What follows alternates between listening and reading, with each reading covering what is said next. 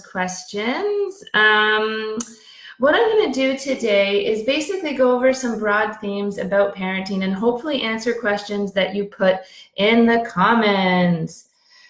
Okay, good. I see a question from M. Hatterley. I'm very glad to see people are there. Yay, yay, yay. Okay. When you ask your question, please also put the age of your child, because I like to adapt what I'm saying to be in accordance to the age of your children. I only now just realized I probably don't need these because I can't hear any of you. Just a little background before I get started. My name is Moira Stevenson. I'm a clinical psychologist. I run parenting groups. Normally in person, so this is a totally new format for me, a little bit more one-sided than I'm used to. So I'm really going to try my best to address your questions, but keep in mind I'm not going to get that feedback from you, so a lot of it will be suggestions, things you can try, but I give no guarantees, okay? It's really about going with your instincts as a parent, and doing what works for you and your family. I truly believe that most parents can tell in their gut when they're doing something that they feel is in line with how they want to parent versus when they don't. Okay, so let's get started. I see a question about supporting my child at bedtime. Okay, so I'm guessing how to help your child get to sleep at night. Em, can you tell me the age of your child? And if it's about helping her to get to sleep because she's nervous or having fears, I'm just going to assume that's what you're asking for now while you're answering. So right around bedtime, children, especially young children, may experience increased anxiety. And we can think about why that is. Being with a parent that's their secure attachment figure. And ideally, the relationship a child has with their parent makes them feel more secure and safe in the world. But when they go to sleep, there's almost like a break of this attachment. It's a moment where they know that for many hours they're not going to be physically close necessarily to that parent unless they're co-sleeping. So it's a time of separation, actually. And often what I'll see as a child psychologist is that children who have anxiety around bedtime about separating from their parent will also show similar behaviors around other moments of separation, like going off to daycare or leaving the house. So one thing that I would recommend is kind of leaning into that anxiety. I talk more about that on my Helping Kids Cope with Anxiety video, but it's rather than pushing your child to be able to go to sleep on their own, I recommend first joining them where they're at and then slowly kind of exposing them a little bit at a time to that anxiety they might feel at bedtime. So what would that look like? So we have a regular bedtime routine. It's going to be helpful if bedtime routine's pretty consistent. That's just going to help get your child used to what's going on, and most people have that in place. And then it's story time and reading, right? Okay, and then the separation. So what often happens is a parent will go to leave and then the child will complain, no, don't leave, stay with me. And here's where things can really vary in how you do things at home. We want the child to know that we're there. So you want to make sure that message of, even though I'm not going to physically be in the room, I'm still around, I'm still available if you need me. That's one part. The second part is helping them feel like they are able to cope with those fears and anxieties around bedtime. So one, I'm here if you need me. But the second element is you got this, you can do this. You're brave, you're courageous, even though it's scary, you can do this. So rather than it being like, you could be a big girl and go to bed on your own. Example, you're gonna go to the place they're at. I see that it's scary and fearful for you. I think that you're brave enough to do this. What can I do to help you get over the fear? And the idea is that as a parent, and this is across the board for other anxiety-provoking situations, as a parent, you don't want to get rid of the thing that's causing the fear. And in this case, you can't. It's bedtime. But you don't want to get rid of that. What you want to do is say to your child, I'm here to support you with the emotions. I'm here to help you with the fear. I'm here to help you with the anxiety. I'm here to help you feel more comfortable. Okay, good. I'm glad, Em, that that's making a lot of sense. And just to go to Nezo's question about what age would I recommend doing that, you can actually do that up until like those preteen years, just adapting it more to the age of your child. So essentially, when it comes to separation anxiety, when we see these kind of behaviors moving past the ages of 6 and 7, we move more from typical to atypical behavior, okay? So what I was just talking about is more that under 7. If we're talking about 8, 9, 10, and your child is still showing these behaviors, you might want to get some extra support for what's going on, more on an individual level for your child. But you can also do that as a parent, where it's going to be more about, you got this, what can you do for yourself to make this an easier transition for you, to make it easier for you to fall asleep. And also, when we're talking about older kids, it might not be separation anxiety. It could be a whole host of other factors that are affecting being able to fall asleep. Some people are more sensitive to screen time at night, for example.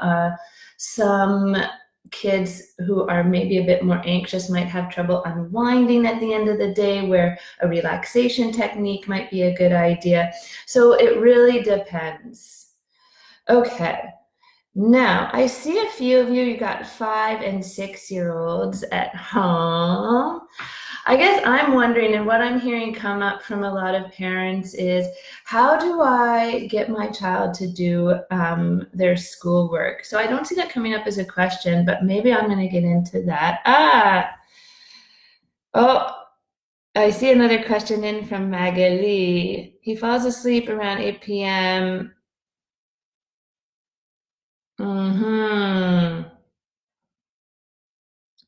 Yeah, okay, so I'll get back into sleep since there's another question coming up. This is for the really young ones when it comes to sleep. So I'm looking at Magali's question here about her 2.5-year-old.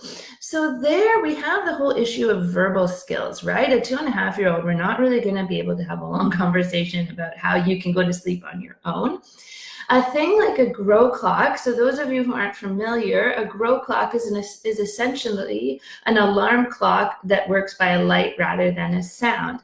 And what it can do is kind of mimic a day-night cycle for your child.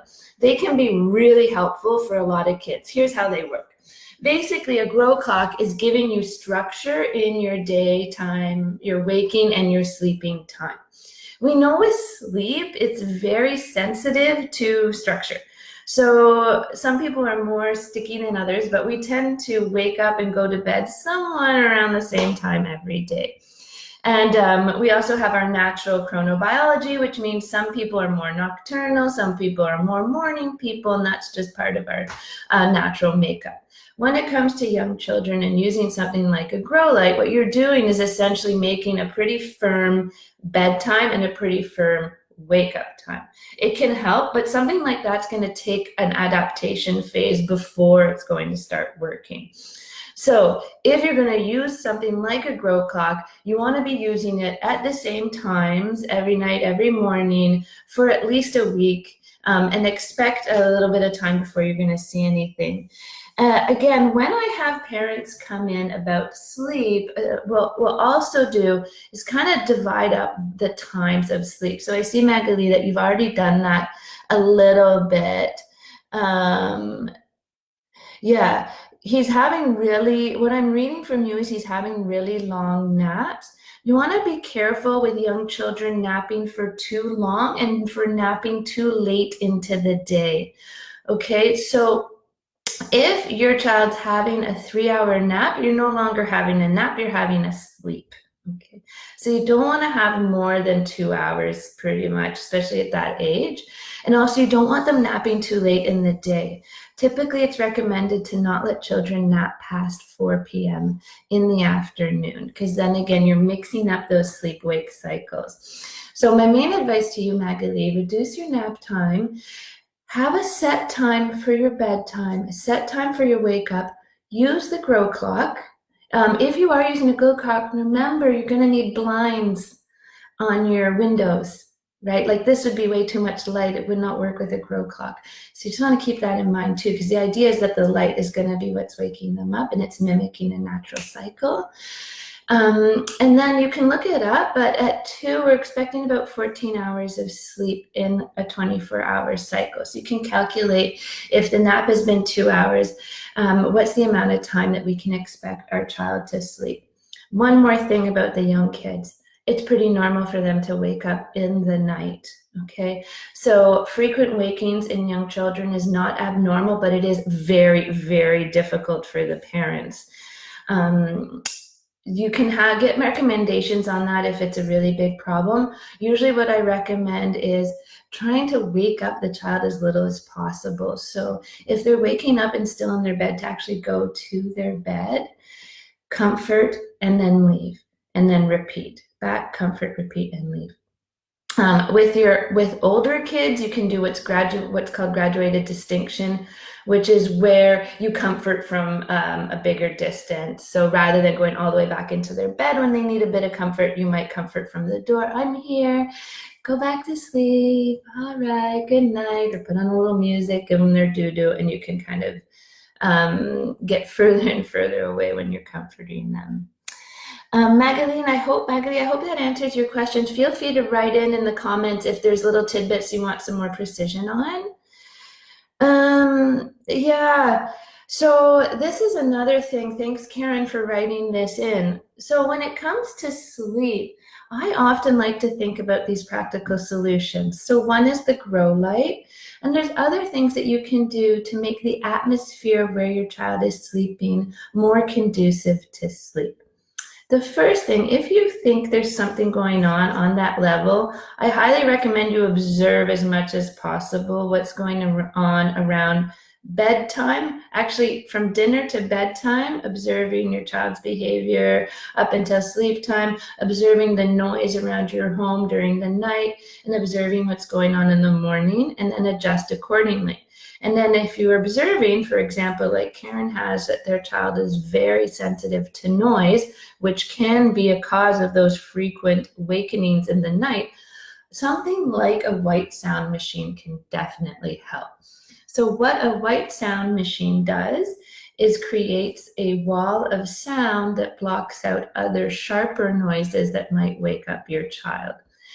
There's different types of noise. White noise is one of them. They're named after colors. There's also blue noise, which is a bit more of a crispy, and I think it's pink noise. Check it out, which is a bit more of a soft sound. So white noise can be great for blocking up sharp sounds that are waking up your child.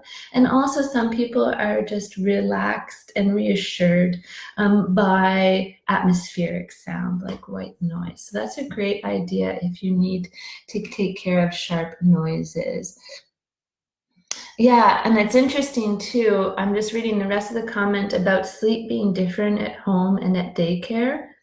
Feels really unfair, but I get that a lot from parents where at daycare their child will sleep just fine, and at home it's a whole different story. And actually I get that a lot about a lot of behaviors. At daycare they do this, this, and that, but at home they won't do that.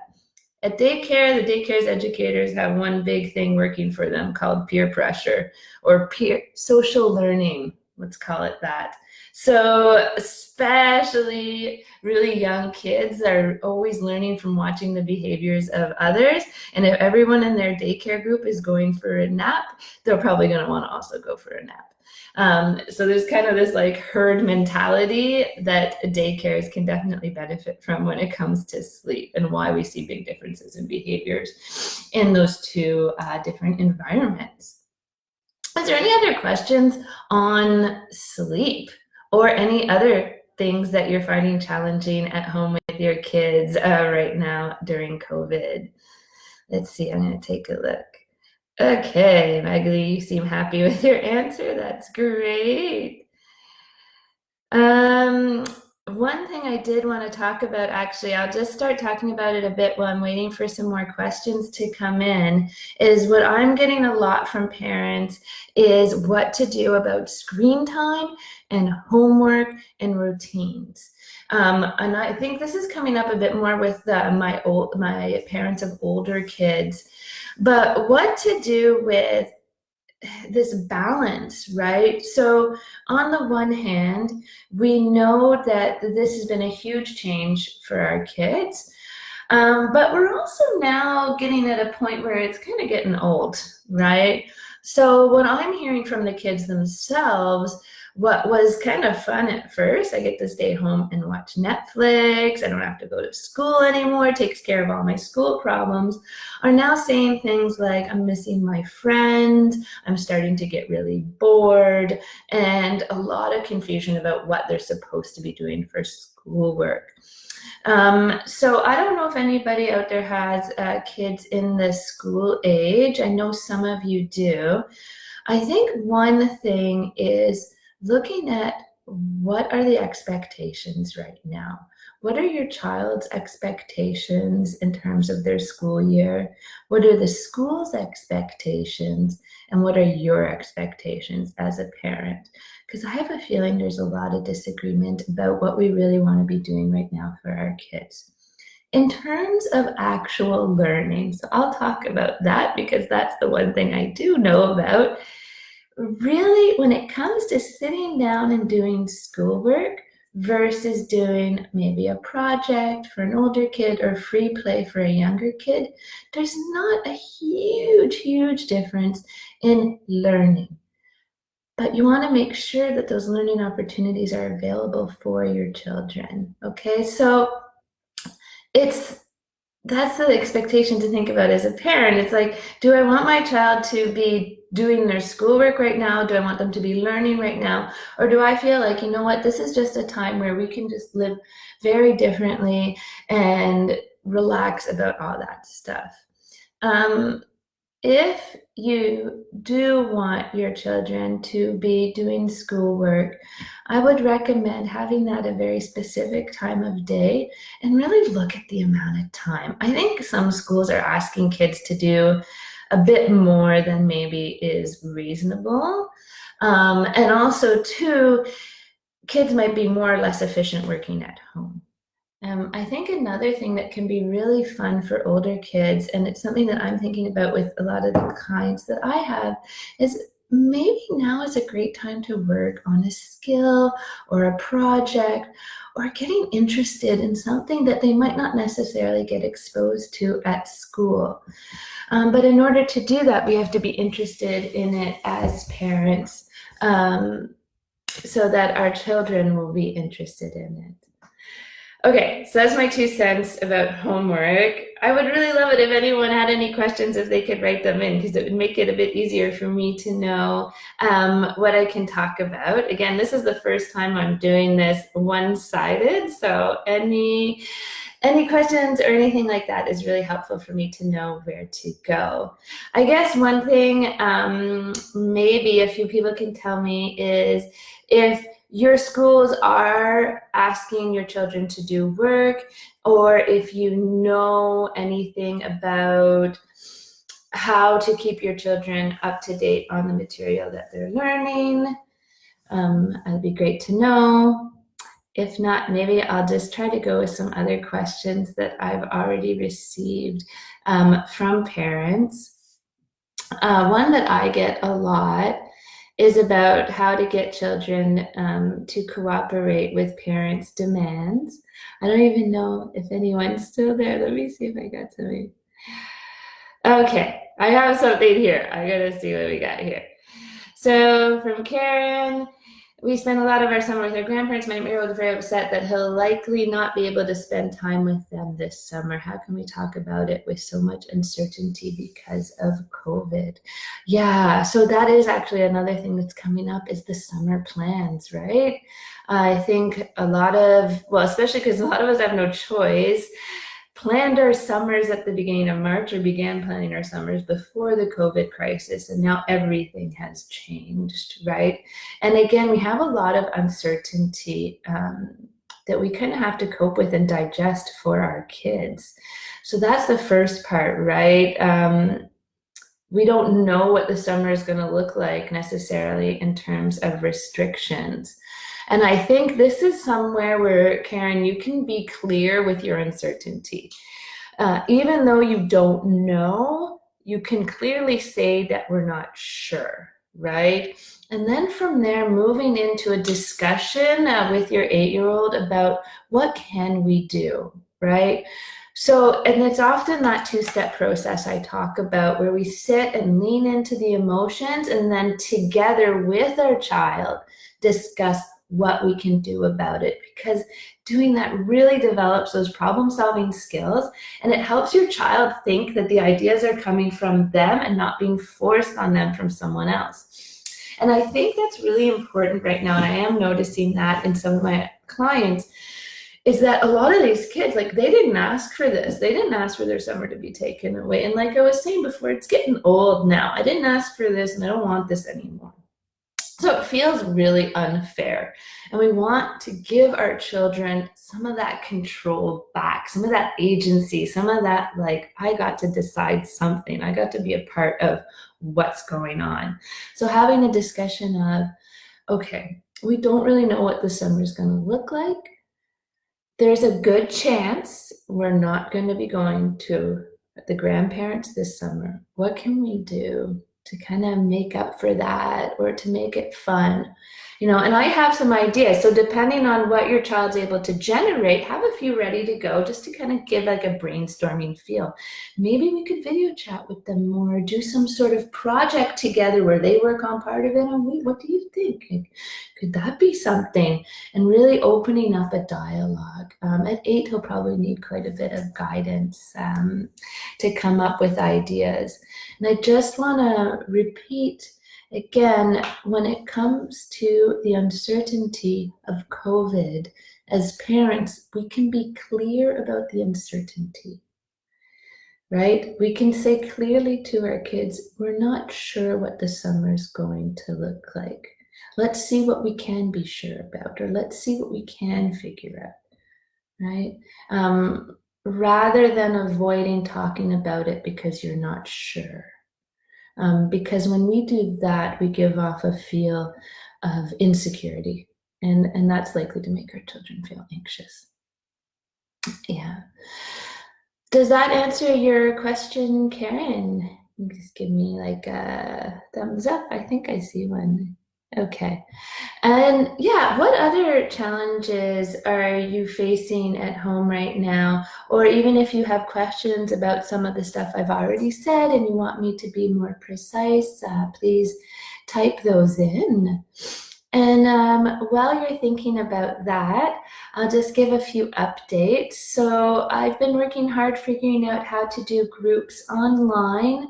I've just posted a 4-week group for parents of young kids and a 4-week group for parents of older kids. I've greatly reduced the rates of the group to make it more easily accessible. And essentially we'll be working using Zoom for video conferencing for the groups. Typically the groups are question and answer, except I'm able to talk to you in person and ask you very specific questions.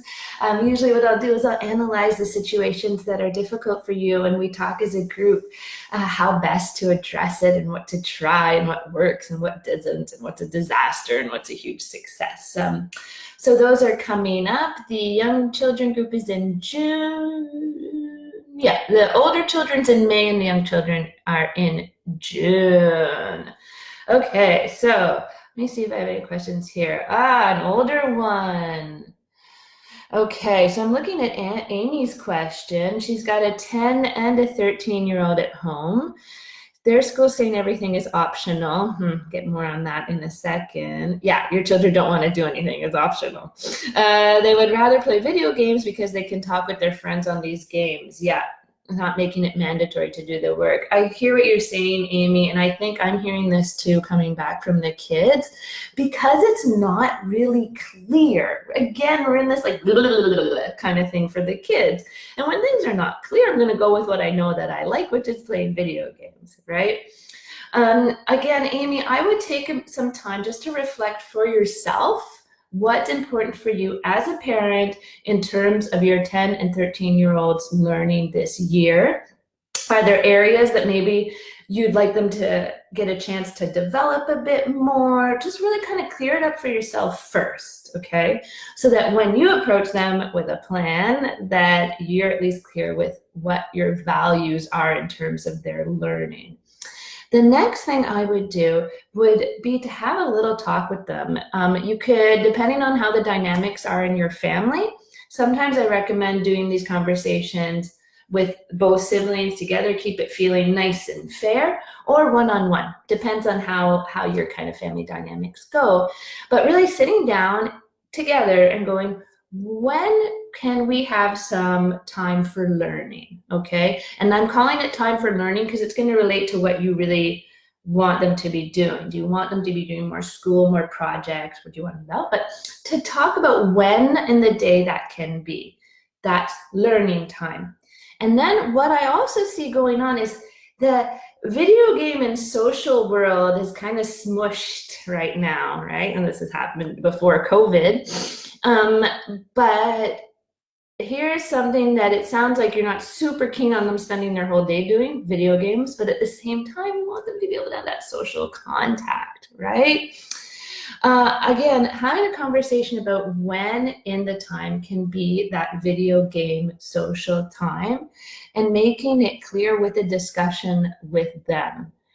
I'd be curious, what are their ideas about how much time they should be playing video games? Are they going to joke about it and be like, all day long, it's so fun, and be like, okay, but do you think that's really a good idea? Maybe we can have a time in the day where we do it, but to do it as a discussion with them and see what they're saying. And if they do respond, I just want to play video games all day, you can be firm as a parent and say, I, as your parent, need to make sure that your brains are developing and that you're learning. So we're going to have a little learning time in the day, but lucky you, I'm also going to put some video time in your day or in your week, depending on how strict you want to be on that. Yeah, and I don't think we can depend on the schools right now to be giving us clear guidelines. So that's why I'm really telling parents, make it clear yourself, so that you can be the clear authority on what learning is gonna look like for now. And also, Amy, think about the summer too. Do you want to keep kind of learning over the summer? Or is that going to be like how it used to be, a nice break? And just kind of keep that in mind as well, because I'm aware that we only have 2 months of kind of the classical school year that are left. Amy, also for you, I think that the video I put up on encouraging cooperation, it just went up on the Montreal Therapy Center site. It'll go up on my YouTube next week. I think that's going to be helpful for you because I'm going to talk about kids who don't want to do anything. Such a frustrating situation as a parent. Grosso modo, when you're getting a lot of refusals from your child, it's usually because they feel like you're trying to control their life, especially the 10th, those preteens. Oof, oof, oof, oof, oof. So the more that you can kind of not make them feel like you're trying to control their life, the more likely they are to cooperate. So doing things like having discussions, like I was just saying, about what's responsible screen time, when do you do schoolwork, keeping that as a discussion rather than an order, that can help. Kind of encouraging them to figure stuff out on their own and supporting it through it can help if you're getting a lot of no's and a lot of refusals. Does that kind of answer for now for you, Amy? Okay. Now I hear Magali has one here on how to limit TV and iPad time without tantrums.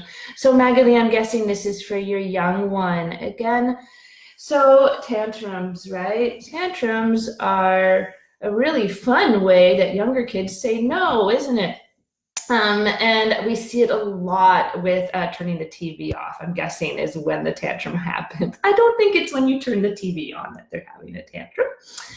Okay, so what's happening there? Screens are highly, I don't want to say it this way, but screens are very stimulating, but very passively stimulating. And this is where they cause a lot of problems behaviorally. So when I'm looking at a screen, even if it's an iPad game, I don't really need to do much to be entertained by that screen. So it's doing all the work for me, and I'm just getting, stimulated by this screen.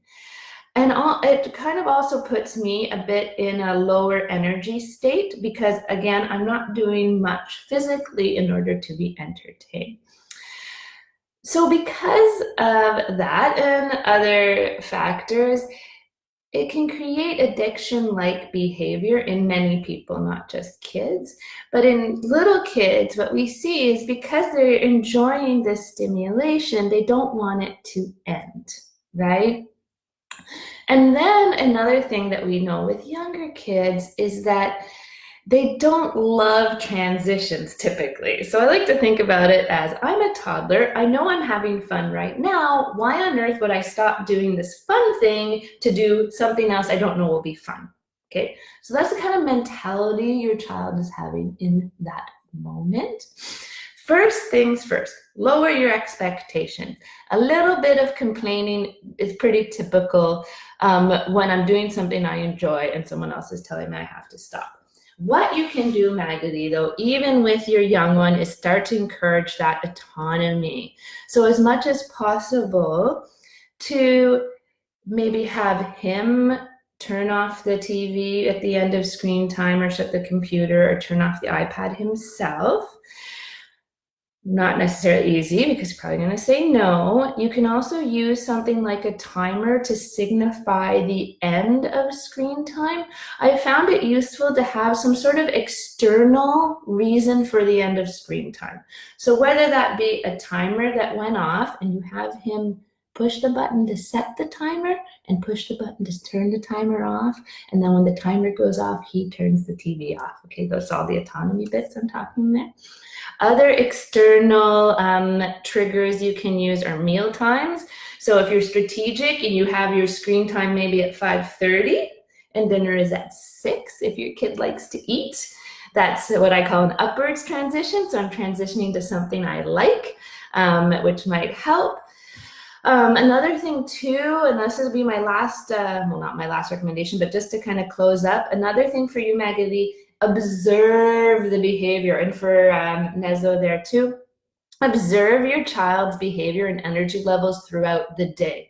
I have noticed time and time again with parents, if your screen time is mismatched to your child's energy level, you're gonna have more troubles with the transition on and off of the screen.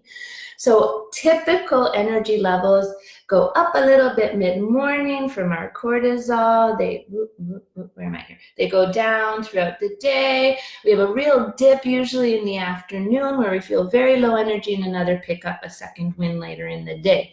What I have noticed in my work with parents, and it's been several years we've been trying this now, is that when you match the screen time to the low energy level, it's an easier transition. Because think about it this way, if you're high energy and then you sit and watch a screen, you're not satisfying your body's need to move around. So then when I take the screen away, I just have a bunch of pent up energy ready to go to charge up a super big tantrum for you. Okay. Yeah, and let me know if you have more questions on screens. Happy to answer. I know it's a really, really, really big topic for a lot of parents. I'm looking at now Paul's question, struggling with keeping a solid structure and routine with daughter with joint custody. Yeah. Okay. With mom, Okay, so here we're looking at what do you do about routine when you have two or more households to deal with, right? And when there's different rules in different homes. Okay. All right, so I totally understand this question, Paul, and this does come up quite a bit. So when you have two different homes, your children essentially need to do what's called compartmentalizing or kind of separating their understanding.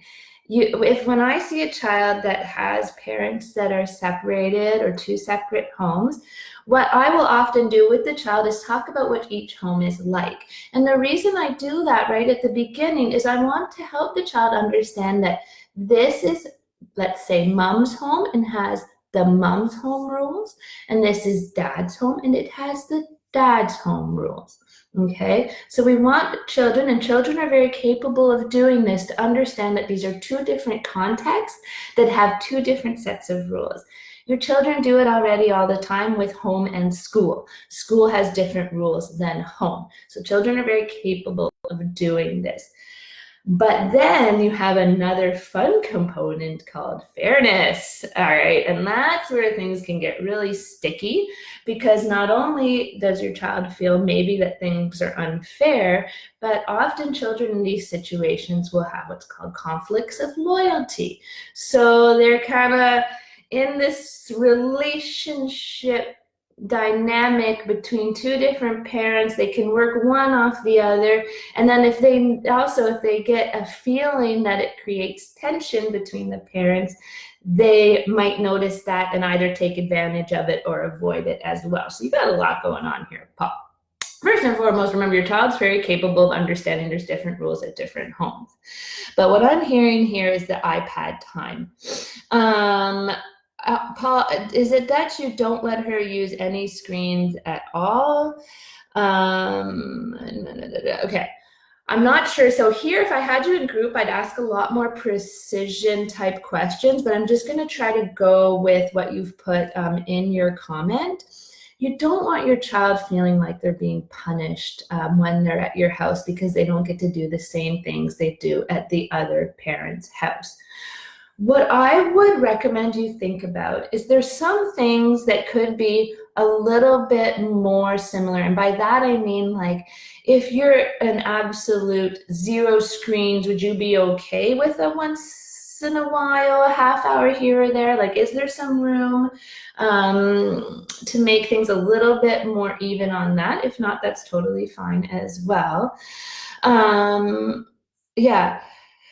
It's good that you have activities, but I'm guessing she feels punished because she asks you to do screens and then you say no.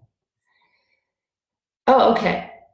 Okay, you let her use it. Okay, yeah. So I would just keep it structured like I was saying in the other thing, and understand that at dad's house it's like this and at mom's house it's like that. And just kind of keep that attitude. I wouldn't bring it up with the wife, like with the other parent, if it's just creating conflict, because there's no need for the two households to be exactly the same. Like I say, children are capable of understanding. And again,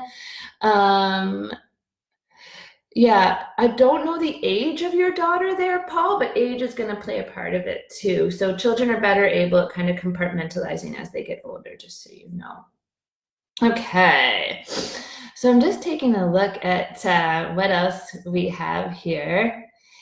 I think that I'll just talk a little bit about structure. Feel free to write in some more questions, and I'll just talk about structure a little bit while I'm waiting to see what you guys are thinking about. But when it comes to structure, I think it can be really confusing for parents about what that actually means. So I just want to make sure it's really clear.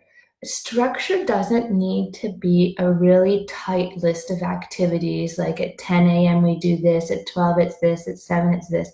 I feel like a structure that seems to work better for most kids, okay? So let me go back a step. When we write a super tight schedule, that's an adult's way of doing structure. A kid's way of structure is a little bit larger than that.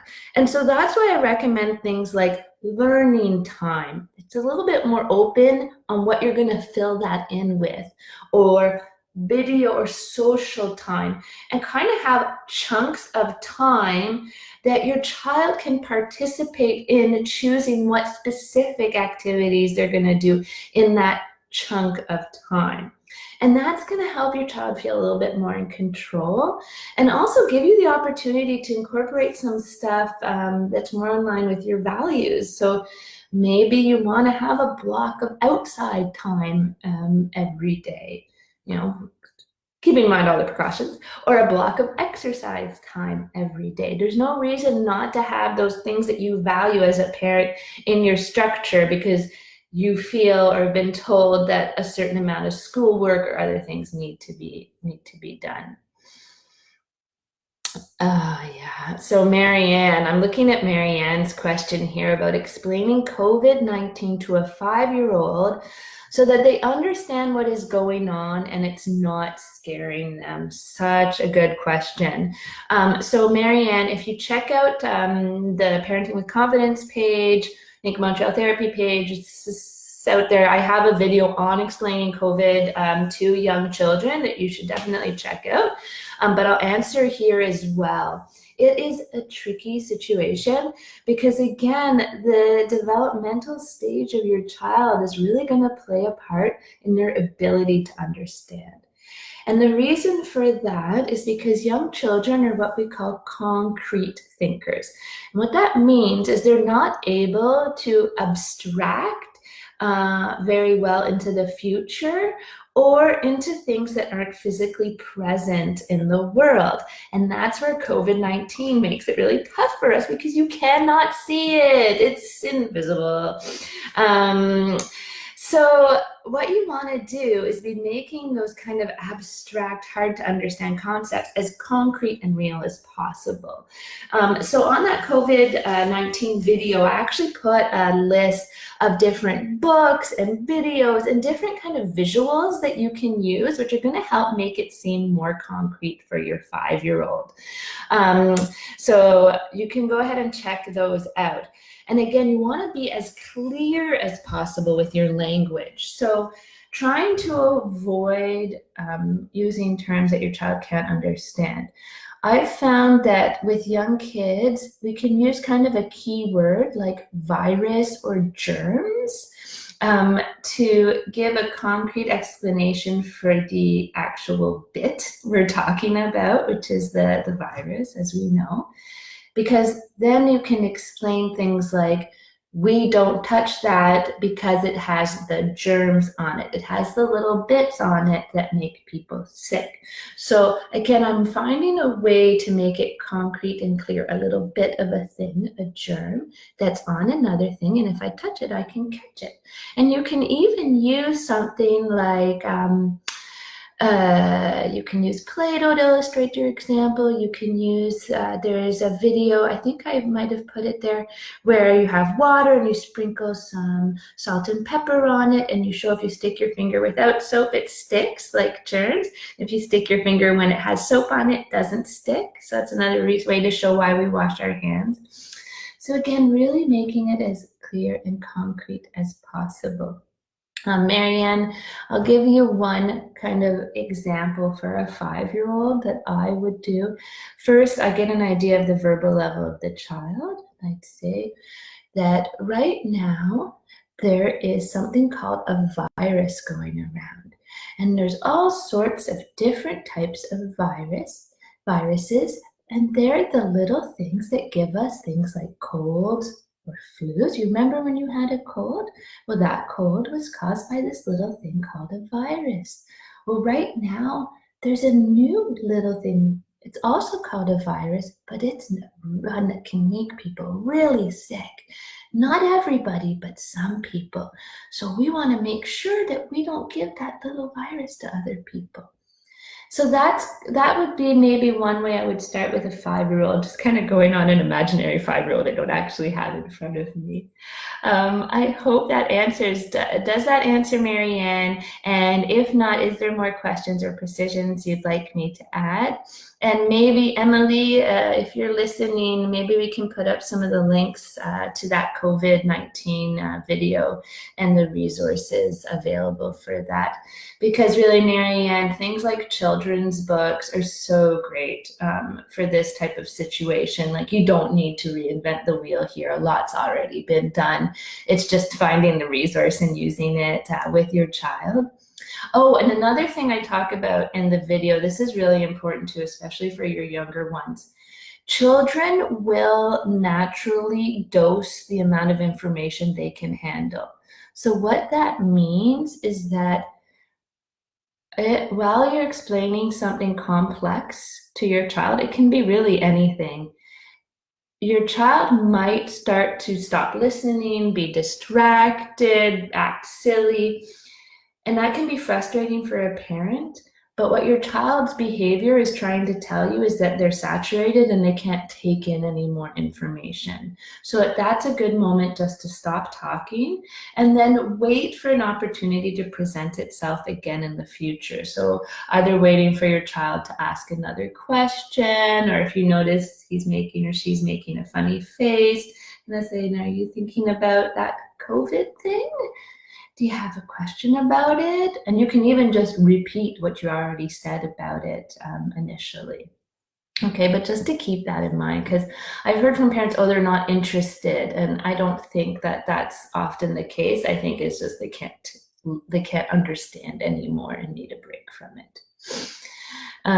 Okay, so do we have any other parenting questions or precisions about stuff I already asked? Issues at home? Any of you have issues with the siblings getting along at home? Yeah, let me know what other questions you have. I'm just gonna go back in here for a sec. I just want to see that I've already answered all the ones that have already come up. I think that, again, I know it's come up a couple of times now with the explaining COVID. I think one thing that makes it really hard for us as parents is there's a lot we don't know. So a lot of times it's kind of explaining when you really don't know how much you can explain. And our kids pick up on that.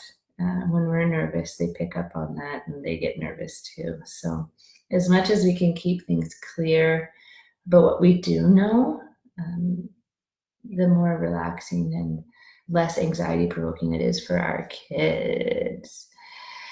Okay, I see Marianne Emily has put the link to the video, so you can check that out to get more information on explaining COVID-19 to young children, because it is complicated. And I think another thing that makes it tough is that it can seem scary. So keeping it clear that this is really something that can make older people very sick, but not necessarily younger people. But they might have fears that come up from that, like, well, what about grandma and grandpa? So as much as we can answer it, the better it is. And I say that because often, and I do this myself, we get scared and we don't want to talk about it ourselves because it's scary for us. Those grandparents are our parents, you know?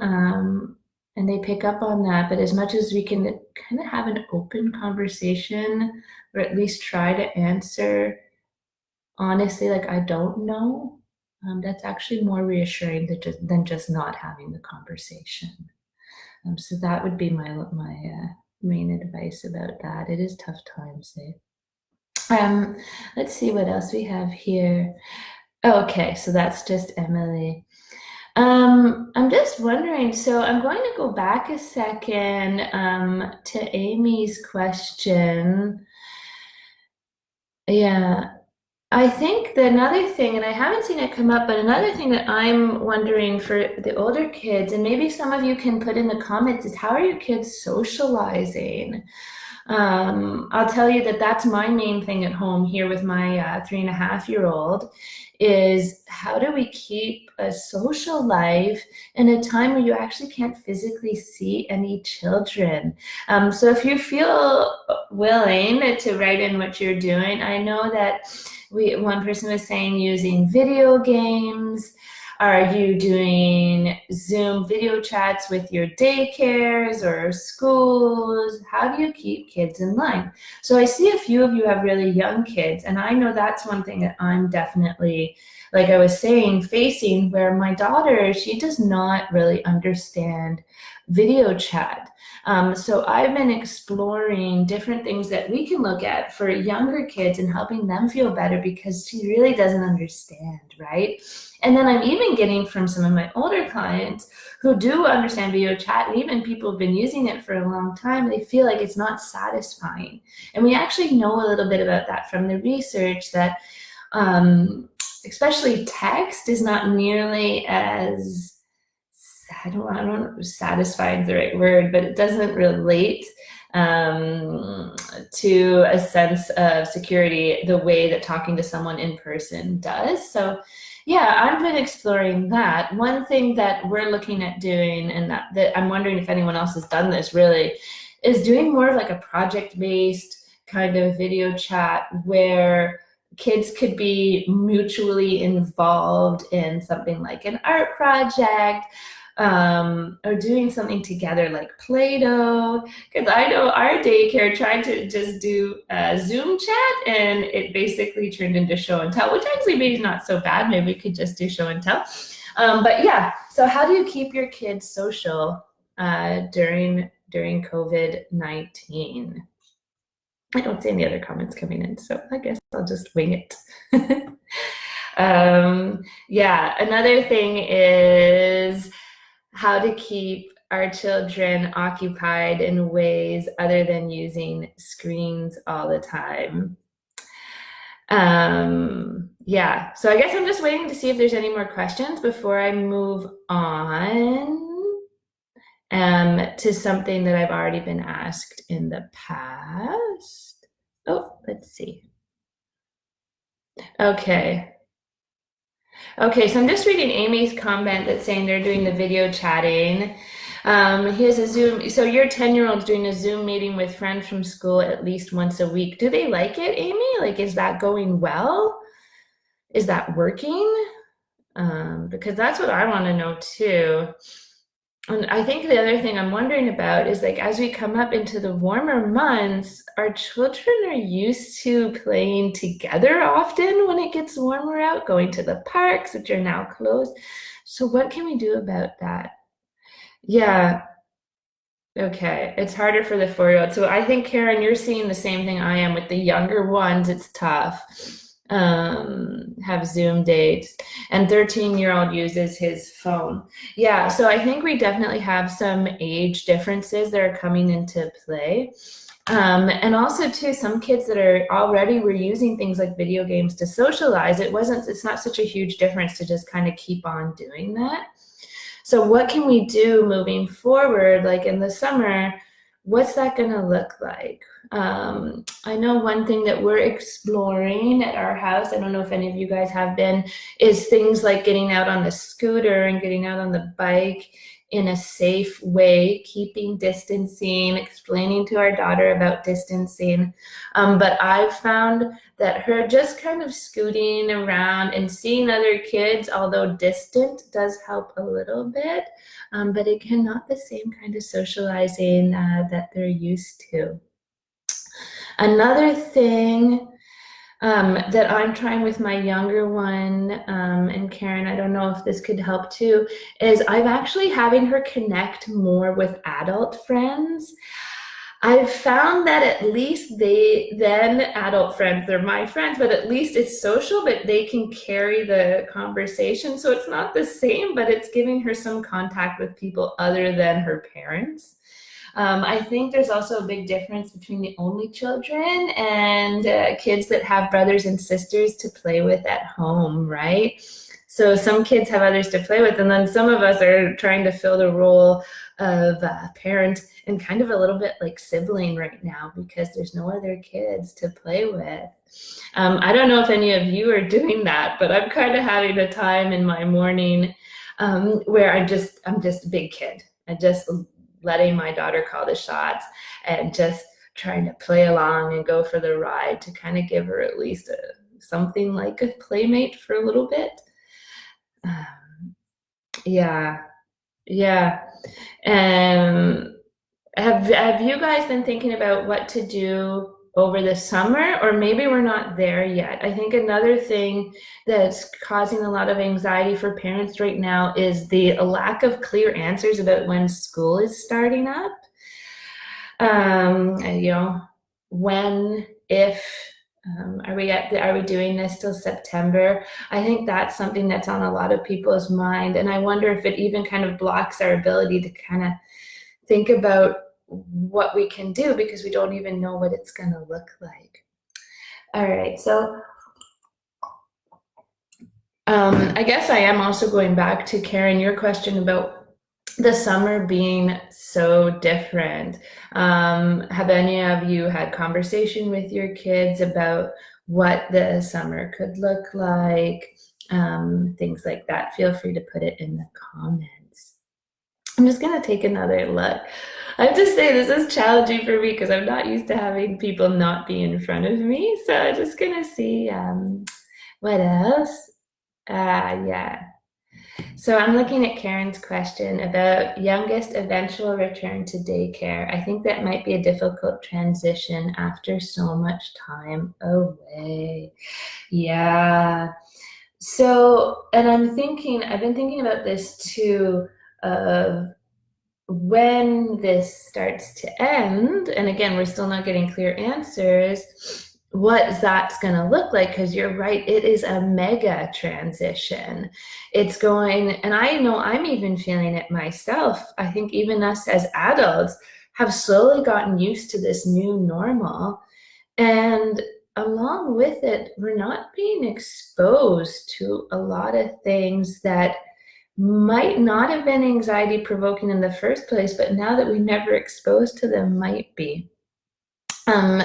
So we're really getting habituated to being at home all the time, and so are our kids. I know my little one, when we've talked about going back to daycare, she said she wanted to see her friends but not go back to daycare. So I think one of the transitions that might be difficult for kids is the fact that it's in many households less structured at daycare, and they have a lot less control over what they're doing at daycare and at school. So getting back to that huge change, I think, will be an adjustment. And then the other thing that I think we'll need to think about as parents is that they're not going back to something that they had before. It's not really going back, it's going different, right? Because what they'll be going back to when they go back to daycare is not necessarily going to look like what they were doing before. And I think that's going to be another real challenge to explain, especially to young kids, how that's going to work and what that's going to look like. Again, I think it goes back to being clear about what we can be clear about. And if children are nervous about it, again, I'll probably post something a bit closer to the time, but there are some things that you can do as parents to reduce your children's anxiety or fears about going back to daycare or school, and any changes that might involve. So I hope to post more about that soon. But one thing, for example, would be describing what it's going to look like. If you have some sort of visuals that show what that might look like, that can help with the transition. Yeah, so I'm going to move on now to the next question. If a parent is struggling with depression, especially in a time of isolation, can a child become depressed, less active, very demanding? And if so, again, what are things I could get her out of her rut? Paul, can you also just tell me how old your daughter is? It's going to help me be able to answer your question better. Okay. Mental health during COVID is a whole other area. When it comes to children, when you're talking about being very demanding, this is pretty typical in children right now during COVID, and it's related to regression 6. Okay, yeah. So it's not just kids that do it. A lot of everybody almost regresses when they're around their parents. Our parents are triggers for us to be like kids. And in children, they'll regress sometimes to behaviors that they showed when they were younger. So this can look like clinginess, being very demanding, as you're seeing with your daughter. And it can even get, in some cases, things like bedwetting will start up again after not happening for years. So like there can be quite a bit of regression during times like this of isolation. And then also you're saying if a parent's struggling with depression, can a child become depressed? Okay. The correlation, the link is not necessarily that direct, but your child is watching your behavior. That is how children learn socially and emotionally. It's, well, lots of other stuff, but it's really from watching their parents. So your child is observing you even when you don't think they are. And they're observing not just what you're doing and what you're saying, they're also observing how you talk and how you move. So if you're depressed, your child most likely notices that something's different. Your child most likely notices that you're sad. Okay. Will that make them depressed? Not necessarily, but it will most likely make them a little concerned, right? So what you can do that can help with that is to really be articulating what you're doing to help yourself, okay? And making that part of it clear. I talk a little bit about this in my Helping Kids Cope with Anxiety video, but what's cool about the fact that your daughter's observing you all the time is that she can also observe how you cope with those difficult feelings. So you're feeling sad and depressed actually might present some really great learning opportunities for your daughter if you can make it clear to her what you're doing and what's helping you in this time. So saying things like, you know what, I'm feeling, and not trying to hide it, right? Like, I'm feeling really down today.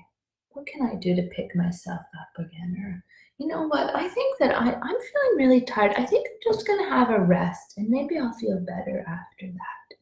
So being clear about how you feel and then saying what you can do about it. She watches that and she gets an idea about what she can do when she feels sad. Okay. When you're talking about things to get her out of her rut, that's the first step, right? Think about, how do you get out of your rut? She's going to watch you, take her along with you for that ride.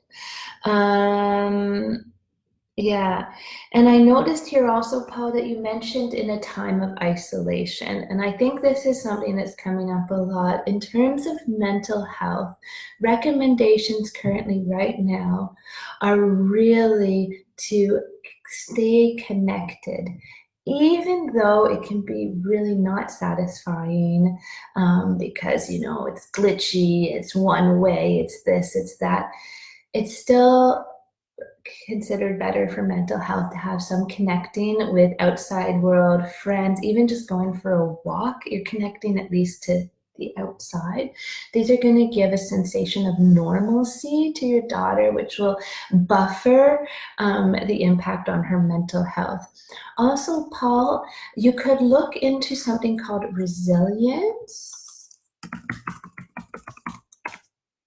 I just typed it in there for you. Oh, it's the other parent. Okay. It's okay though. I think, yeah, that's okay, because you also showing how you deal with sadness is still important. Unfortunately, unless you're the other parent, you know, is open to listening to you talk about it, you won't be able to share that with them. But what you can do, if it is the other parent, is have a conversation about how that parent's doing. Wait for the opportunity to present itself again. But if your daughter says something like, "Mommy seems really sad."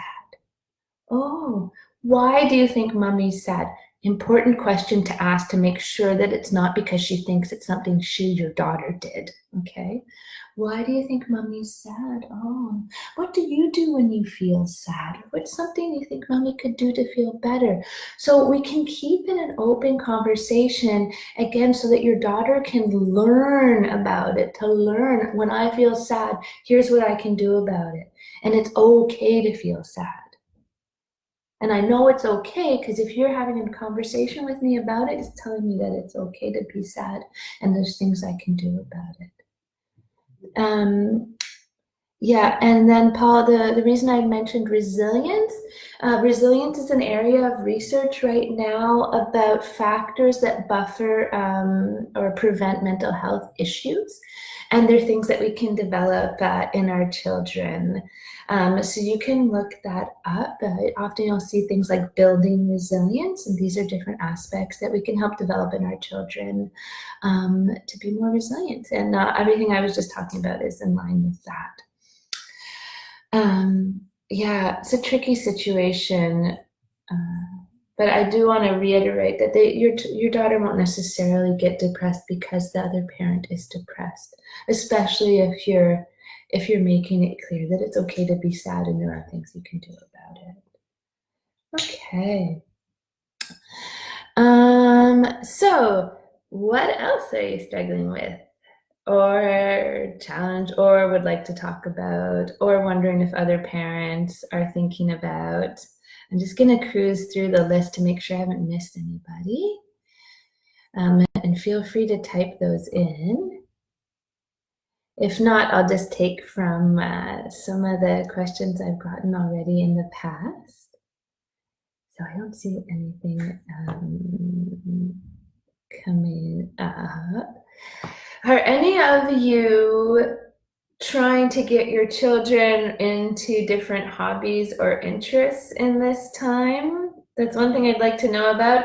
And I guess another big topic that I'd like to know about, and if I don't see any questions come up, I might just get into it, is how's it going with work-life balance? Are you guys working at home? And how's it going with trying to balance those things with your kids at home? So while I'm waiting for some specific questions to come up, I'll talk about what I'm noticing come up from my clients and what I'm hearing in terms of demand. A lot of this is before COVID, a lot of us were already struggling with work-life balance. And when I say work-life balance, I mean the stressors from work outbalancing life at home. Right? So when you feel like work is kind of taking over life, and sometimes life taking over work, but it does tend to more go this way. So before COVID, we already challenged with this, and then oops, COVID comes along, and for many of us are now not just working parents, but also stay-at-home caregivers. And how on earth do you balance that, right? I'm hearing a lot of questions coming up about not only is it difficult practically, it's draining emotionally because nobody in the family is feeling fulfilled, right? The children don't feel like they're getting enough time with the parent.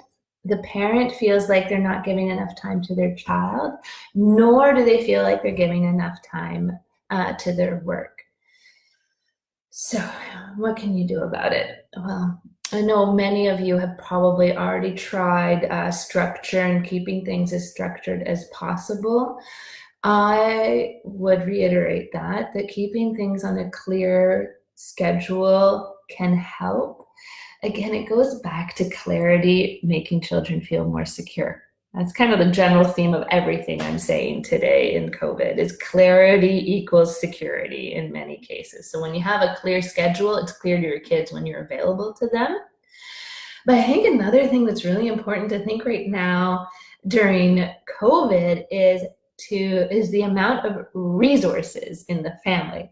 And by resources, I don't mean, somewhat financial resources, energy resources, concentration resources, cognitive resources, and seeing what we can kind of delegate and manage to make the load a little bit easier. So one thing I've been talking to a few parents about is work expectations, right? So I think there's a little bit of a cruelty going on where not only do we need to now work from home and be stay-at-home parents, but many employers don't seem to realize that a 40-hour work week when you're also taking care of your kids is maybe not the most reasonable expectation to have, nor is it necessary. So, you know, I'm not going to be the best friend of some employers right now saying this, but one thing I'm asking parents to think about is like, do you really need to be doing that many hours? Or how efficient are you actually at your work? Are you even more efficient than when you were at the office? Because maybe you can give yourself an hour off, right? Just between you and me. You don't need to tell your employer, but seriously, what really matters right now? And I think that's the key question when it comes to work-life balance. What really matters, and how do I make sure that I'm getting that in my day and in my life? So making sure that you have what you need to get through the week energy-wise, making sure it's clear to your children when you will be available to them. And by that, I mean, even if necessary, even if you have older kids, putting it on the fridge or somewhere where everyone can go, oh, it's 5 o'clock on Friday. Mom's not available. Dad is. I'll go ask dad, right? And making it really clear. And I'm also adding to that because even if you have a home office and you think, okay, I've shut the door to my home office, clearly I'm working. As soon as you open that door, that structure that you've made is gone. So have something else that you can refer back to when it comes to that. And I think also too with work-life balance, again, is making sure or trying to have a good partnership with the other parent if they are available for that. It can help a lot, and making it clear. Don't expect your partner to assume what you need, okay? I'm putting my couples counselor hat on for a quick minute here. Don't assume your partner knows what you need. Just tell them clearly in a nice way and not a mean, angry voice. But right now we're all living our own drama, and if I need something from my partner, I need to make that clear to them. Just as much as I'm being clear with my kids, I need to be clear with my partner of like, I'm gonna need a break today. Can you take over? Because that's a much healthier conversation than getting to your breaking point and going, I can't do this anymore. I need you to take over. Right? We can be a bit more preventative in that. If you are single parenting it, it really, really comes down to self-care to make sure that your resources are ready and available for when you're parenting. I think in the single parent scenario, what's really different is it's kind of day on, day off. Where in the two-parent or more household, it's kind of shifts throughout the day. So for people like Paul, like how can you make sure that you're feeling like you're really using your time to take care of yourself so that when you do have your daughter, you're in good shape to be present and to be available for her as much as possible. I think that's the other part I want to talk about. Just lastly on the topic of work-life balance is that I think there's a huge cognitive load on many parents right now. So what I mean by that is our brains can only take so much. I call it cognitive load. It's the way it feels like to me, but signs that you're in cognitive overload are things like forgetting stuff all the time, losing things around the house. Oh my gosh, I'm considering actually buying a fanny pack. It's been so bad, and I don't live in a huge place. Anyways, and all those like signs of your brain is just like, I'm done. Okay, and I think a lot of parents are dealing with that because what's happening in terms of our brains and our thought space is it goes back to this compartmentalizing thing that I was talking about way earlier. For parents, for kids of two households, is actually true for us too with our work life and our home life. Before, those were different worlds. They were compartmentalized for us, and now it's so our brains are trying to do all the thinking of work stuff and all the thinking of home stuff, and sometimes, well, it's a lot. So I think it's very important for us parents to be taking care of ourselves and to doing some real unplugging. So by that, I mean things like screen and news diets. I mean communicating with the other parent, having a clear time where I'm out, like I'm hiding somewhere in the house, don't bother me, I'm recuperating. But we really need to get time to and recuperate and go back. And the more you do that, the less likely you as a parent are to have a meltdown. And by that, I mean yelling at your kids when you don't really want to.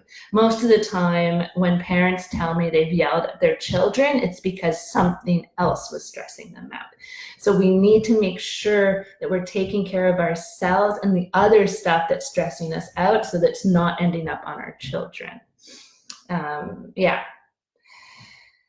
The other thing I think that's coming up for a lot of parents with the work-life balance is guilt about their children asking for their time, and due to work obligations, they're not able to be there for their children at that time.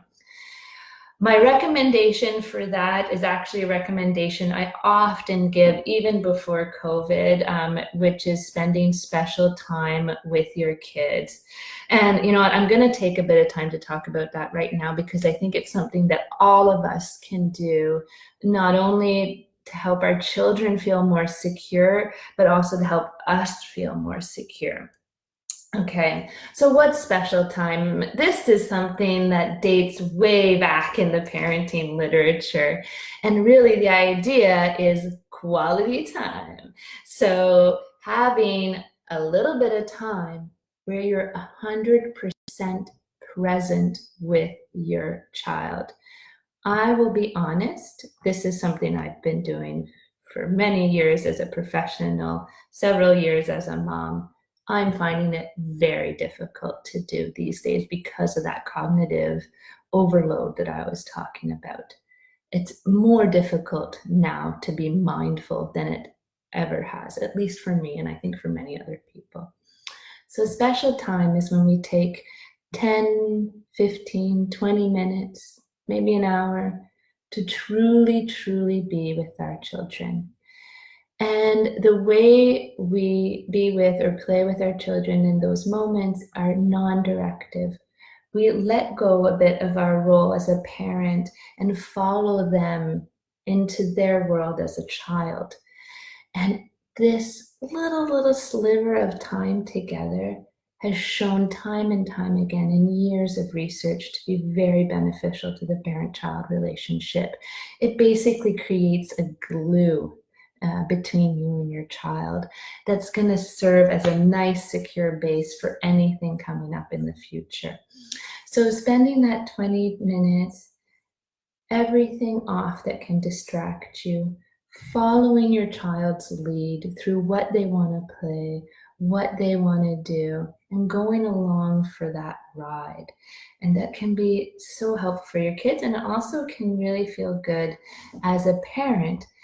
And right now, I think it's crucial because it really says, now you have me. Right now you have me. I know before you didn't, but now you do.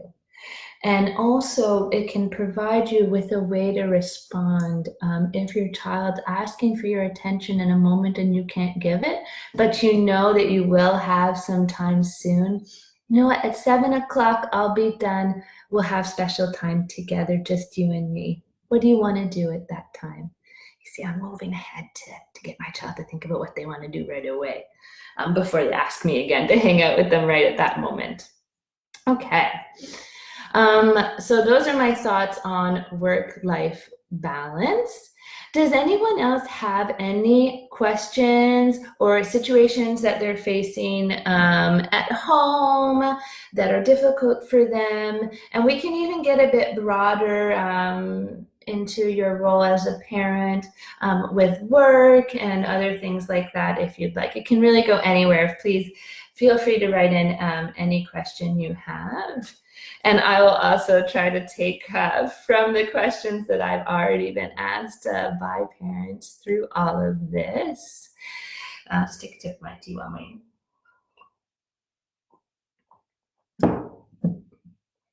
Do I have any other news? Oh, I'll give some more news updates too.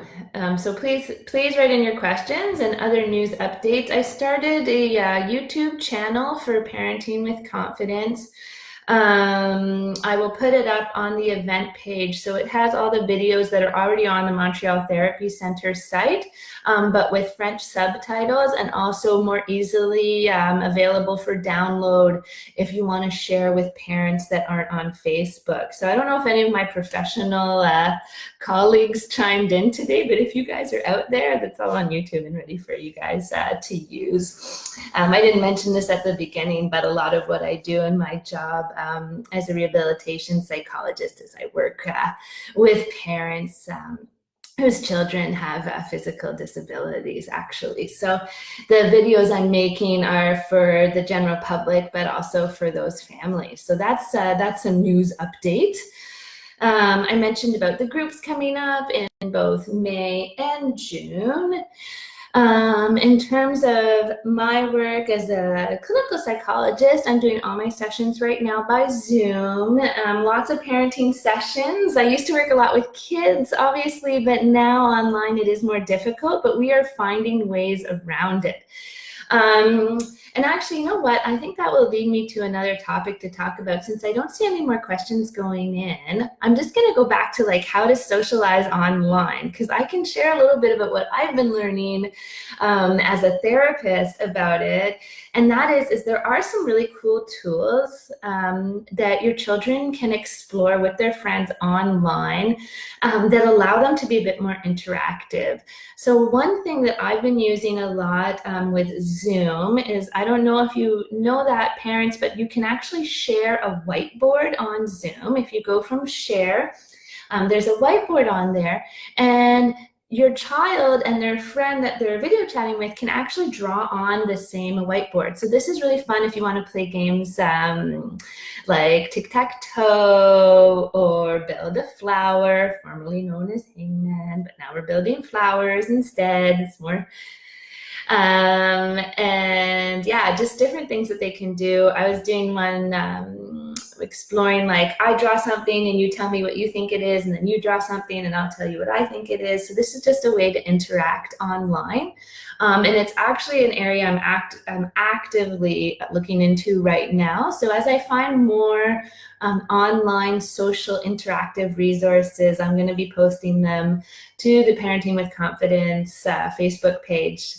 So you can take a look at those. As I learn, I will share, because definitely video chatting is not natural for most young children.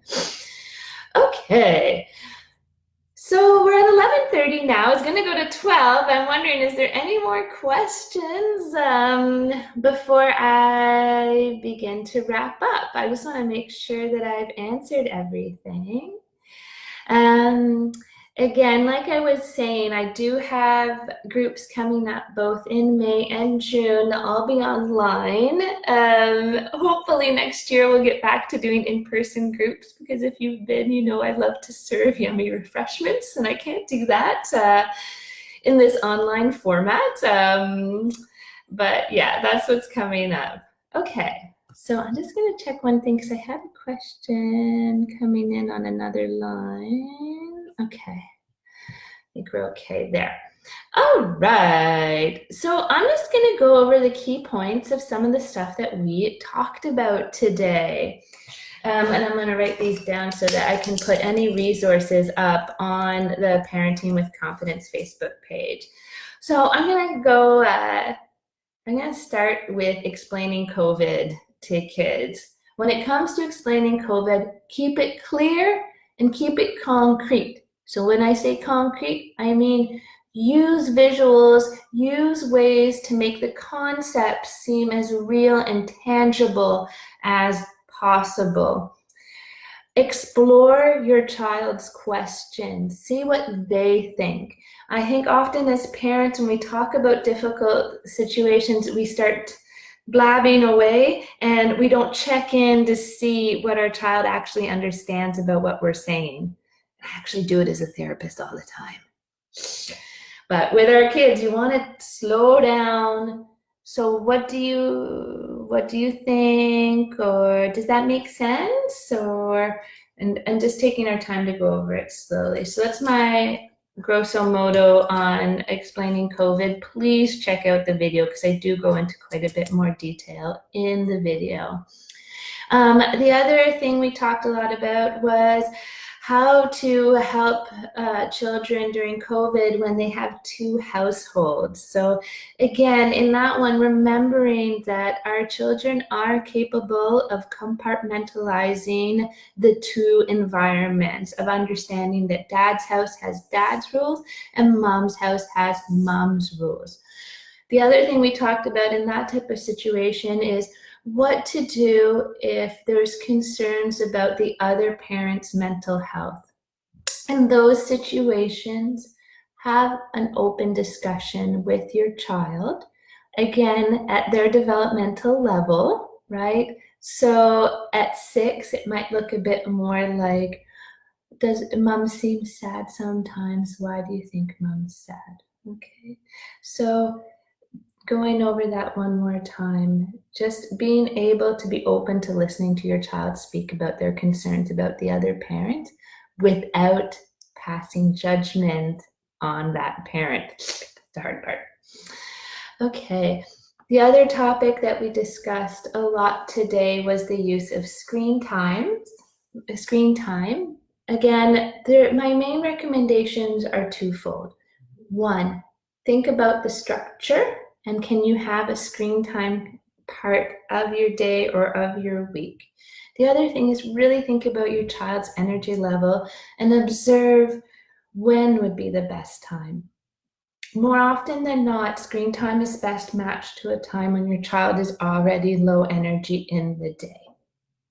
And again, a last word on that, because I didn't mention it, is that the latest research on screens and sleep show that people vary in how sensitive they are to blue light at night. So that's another thing to observe, is that if your child is using a screen at night, do they have a good or bad sleep afterwards? Because some individuals are affected by using screens too close to bedtime, and it's often recommended to use a blue light filter or no screens at all before bed. But again, important to observe first. And then that also brings me to the other topic we discussed a great deal today, which was sleep, and starting off with that, right? So I think when it comes to sleep, again, having a structure in terms of a consistent bedtime and a consistent wake-up time. And again, if nature's working against you and it's not daylight or night at those times, using something like a grow light can mimic daylight and darkness cycle. And when it comes to children having anxiety at bedtime, again, I would recommend looking at the video I did on helping children cope with anxiety, but specifically when it comes to anxiety around bedtime, you want to lean into that anxiety and hear your child out about how they're feeling. They might not have anything to say because they might not be that aware of it, but just to be there and then build up your child's tolerance to anxiety around bedtime by either slowly leaving the room or going back and checking for shorter and shorter periods of time. So that's going back to the sleep. If I don't see any more questions, I might wrap it up early. So I guess I'll put out one last call for any questions before I wrap it up. So I guess if I don't see anything in a few minutes or a minute, let me just make sure I didn't get any messages coming in through another way. Again, this is the first time. I want to thank all of you for coming along this journey with me this morning of this first Q&A for the Montreal Therapy Center and for myself. It's definitely been different. I think it's been fun to hear the questions that you have, but I do miss interacting in person. It's much more natural for me. But this has been fun, and I thank all of you who came out. Let's see. Oh, thank you. And it's nice just to even get a chance to be together. So moving forward, I think I'll be really looking at starting these groups so that we can actually all see each other's faces and get a little bit more back and forth. So for the groups, go ahead and check them out. They're on my events page. I'll be updating regularly with more info about what we'll be doing. It'll be on Zoom.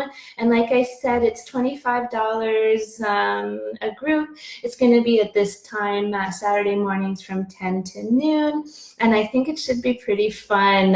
It's definitely running parenting groups is my favorite thing to do.